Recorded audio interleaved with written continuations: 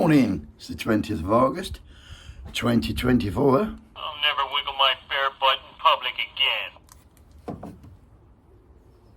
I said. Today, we're going to talk about donkeys, believe it or not. But before that, I want to just wish Dave Hanna, over there in Northern Ireland, he's in the hospital. He's had a rough couple of weeks, and I've got it on good authority from Sharon, his missus, that he's actually got a diagnosis, and hopefully he's going to get his sense sorted. So fingers crossed, Dave. We're all rooting for you on him, my old mate. Yeah, donkeys, particularly Barry Westwood country, Weston, Mare. What about that? There's Ellen. There's been donkey rides on Weston Mare Beach for the last 138 years.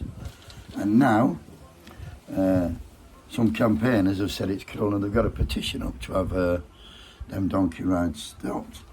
And Jennifer White from PETA, P-E-T-A, who are the people for the ethical treatment of animals, she was on TV yesterday, and this is what she had to say. Taxis, and they're not fairground rides, and treating them as such is completely outdated, cruel and unnecessary. And frankly, there is no excuse for forcing an animal to work under the hot sun, often for hours on end, and forcing them to carry people on their back.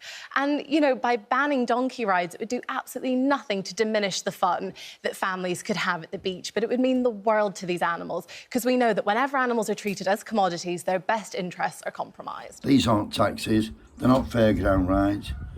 Forcing them to work in the red hot sun. I mean, fucking hell, Western Super, what are we on about? Not Mexico. Hardly fucking red hot down here, but I suppose it's warmer than it is up north, as they say. The petition's got more than 400 signatures, and once it gets to 500, then it gets to local government, and they can proceed.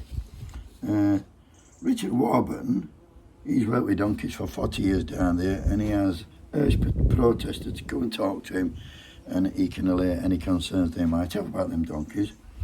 But just say it gets banned, what happens to the donkeys then? I'll tell you what happens. No fucking good to anybody.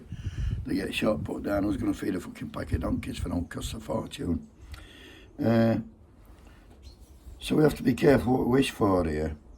If it's not a working animal, then it'll probably die out and become an endangered species. Just like the Suffolk horse, what died out when tractors come along. They used to do work on farms. I rearranged his paperwork off camera. So what about horse riding? Riding schools. Horse racing. They race round in fucking red hot heat, don't they? 3 or 4 mile, I don't know. Getting whipped.